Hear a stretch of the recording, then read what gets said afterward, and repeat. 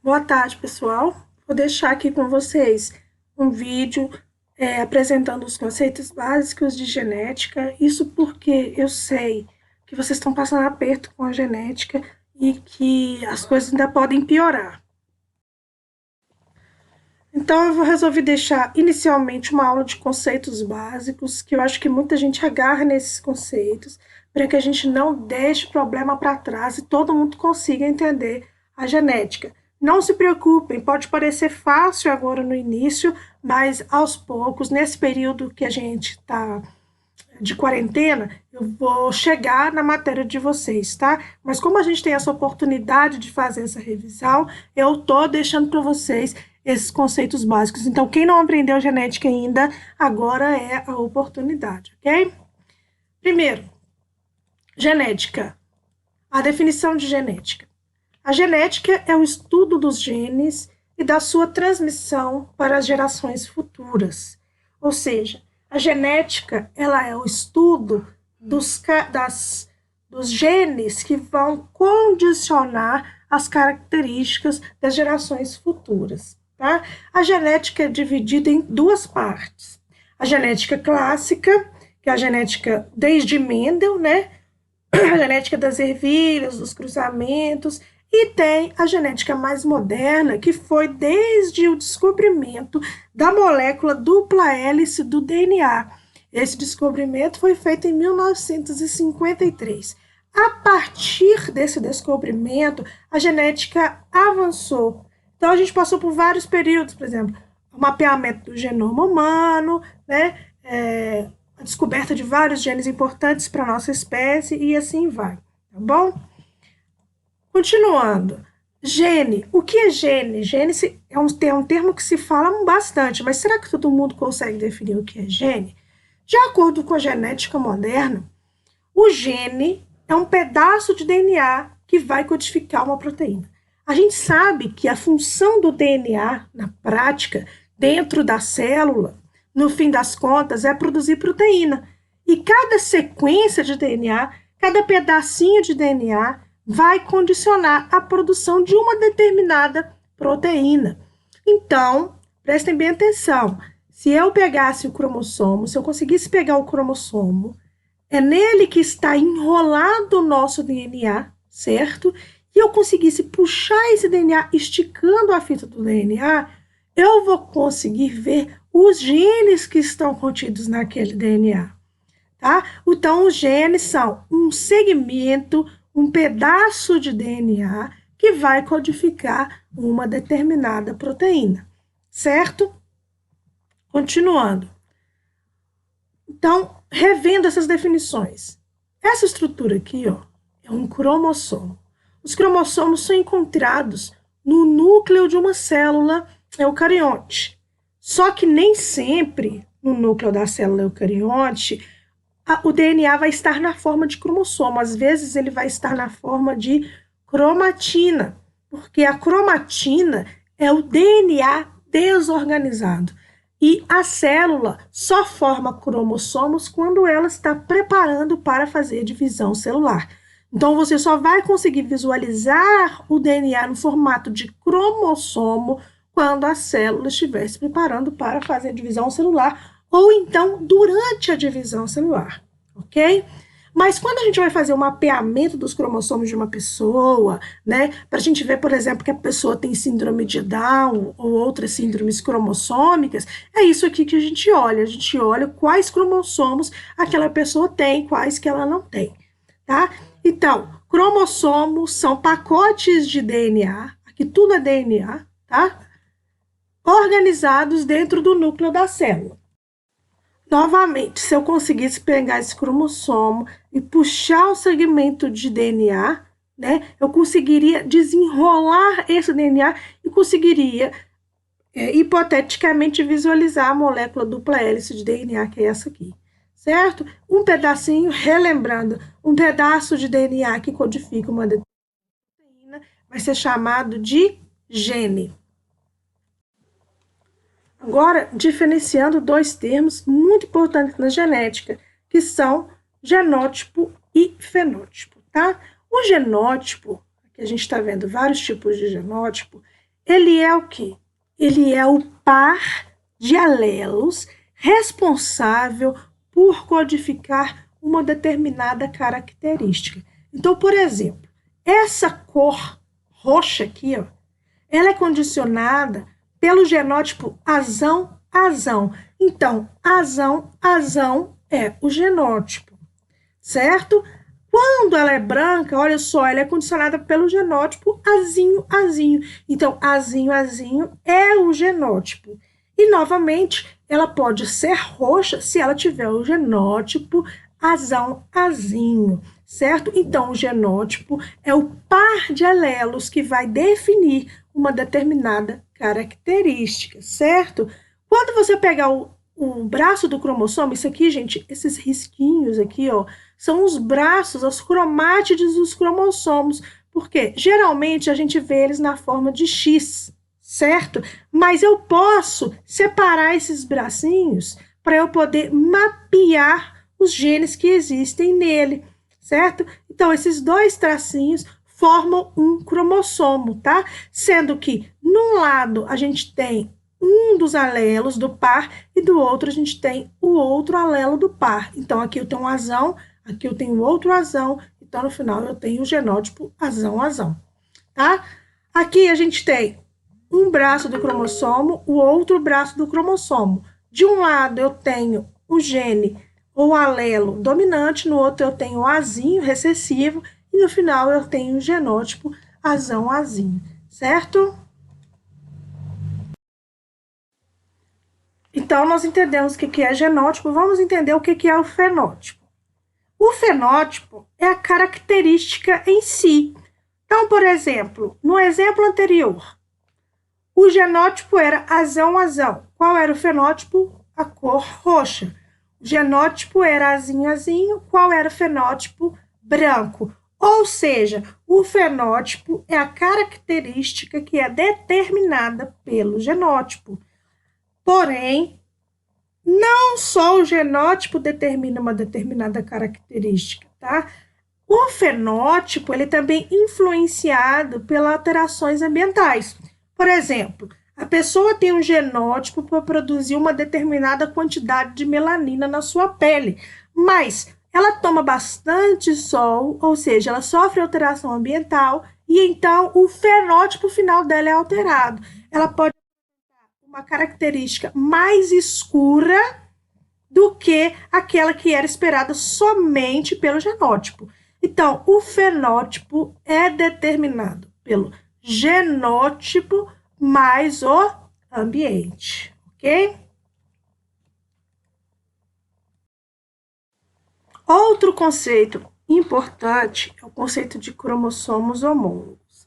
Cromossomos homólogos são dois cromossomos, tá? São dois cromossomos que têm os genes para as mesmas características nas mesmas posições.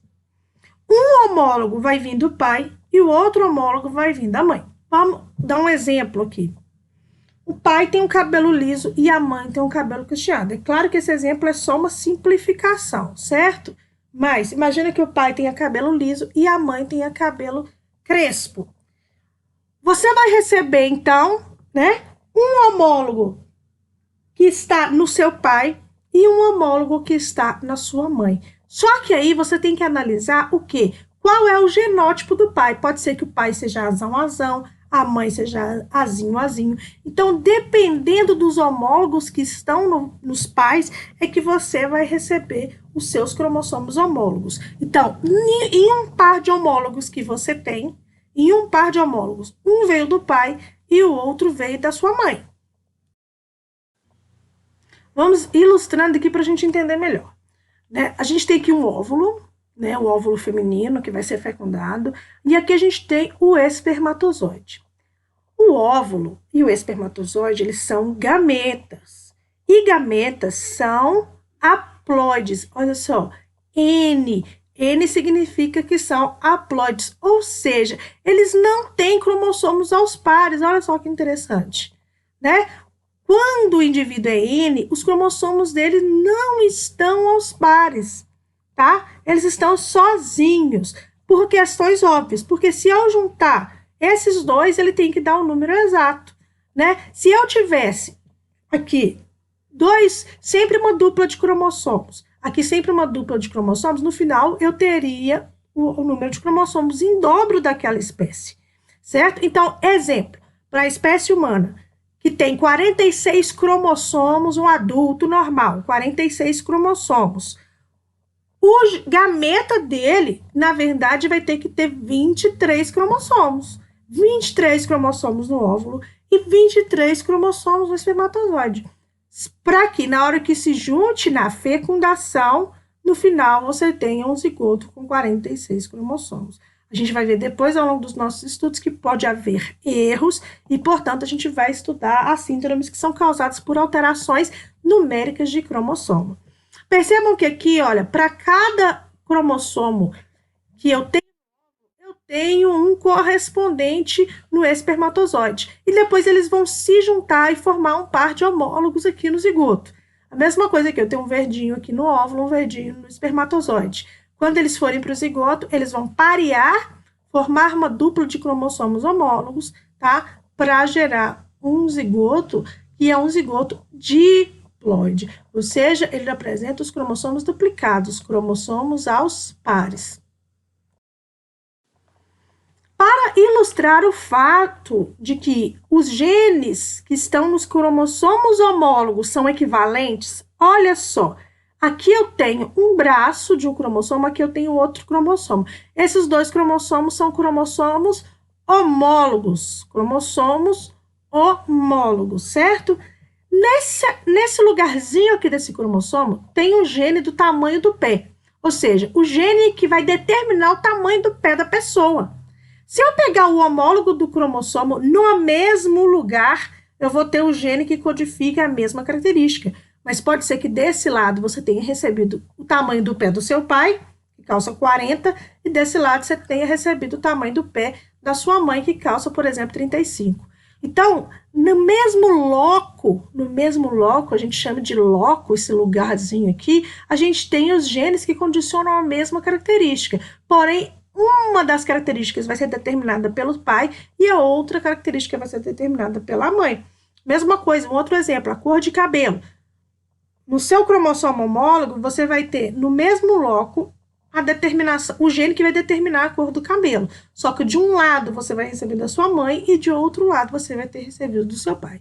E assim continua, né, com as características todas que são determinadas pelos pares de cromossomos.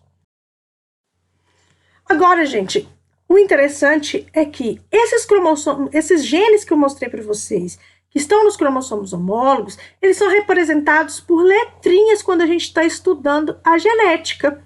A gente não coloca lá gene do tamanho do pé, né? A gente coloca, então, letras. Geralmente a gente coloca azão, azinho, né? Que é o mais comum. Mas você pode colocar a letra que você quiser. Você pode colocar, por exemplo, o gene P, nesse caso aqui. Qual que é o genótipo desse indivíduo? Pezão, tá? Pezão e pezão formam, então, o genótipo. E o pezão é um gene alelo desse outro pezão, certo? O outro exemplo aqui. De um lado, num loco gênico, eu tenho Czinho. No mesmo loco gênico do cromossomo homólogo correspondente, eu tenho Czão. Portanto, Czão e Czinho aqui são genes alelos. Eles vão condicionar a mesma característica, porém de maneira diferente, já que a gente já aprendeu que um Czinho vem do seu pai e o outro Czão vem da sua mãe, né? Então, você é o resultado da combinação dos genes alelos, sendo que metade você recebeu da sua mãe e metade você recebeu do seu pai, tá bom? Outro exemplo, a gente tem de um lado aqui, ó, no mesmo loco, o gene IA e no loco correspondente o gene IB. Tá? O IA veio de um dos pais e o IB veio de outro pai, de um dos pais, né? Nesse caso, qual que é o genótipo? O genótipo vai ficar no final, IA e B, tá? IA e B.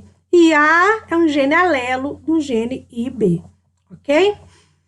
Por último, de um lado aqui eu tenho o gene Azinho, do outro também eu tenho o gene Azinho. Eles condicionam a mesma característica, certo? Por exemplo, a textura do cabelo. Então, qual que é o genótipo desse indivíduo? Azinho, azinho, certo? Ele recebeu um azinho do pai e um azinho da mãe, com certeza. Agora, a gente já aprendeu que o que determina geralmente a característica de um indivíduo é o par de alelos que ele possui, né? E a gente já entendeu o que são os pares de alelos. São genes que ficam em locais equivalentes de cromossomos homólogos, né? Exemplo, azão, azão, bezinho, bezinho, zezão, zezão, pezinho, pezinho. Acontece que esses genes alelos, ele pode ser formado aqui, ó, esse genótipo, ele pode ser formado por genes diferentes. Só que aqui eu tenho todos iguais, olha, eu tenho azão, azão são iguais. Bezinho, bezinho são iguais. Zezão, zezão são iguais e pezinho, pezinho são iguais. Quando eu tenho o genótipo com dois alelos iguais, sejam eles dominantes, como esse aqui, ou recessivos, como esse aqui, eu tenho, então, o que se chama de homozigose, quando os dois alelos que formam o genótipo são iguais, certo? O contrário é a heterozigose. Na heterozigose, o genótipo ele é formado por alelos diferentes entre si. Perceba que aqui eu tenho um alelo dominante, azão, e um alelo recessivo, azinho. A mesma coisa aqui, ó. O Bzão é diferente do Bzinho. O Pzão é diferente do Pzinho. O IA é diferente do IB. Ou seja, aqui eu tenho genótipos que são formados por alelos distintos, dois alelos diferentes. Nesse caso, fala-se, então, que a gente tem uma heterozigose. E o indivíduo que tem esse genótipo é chamado de heterozigoto, certo?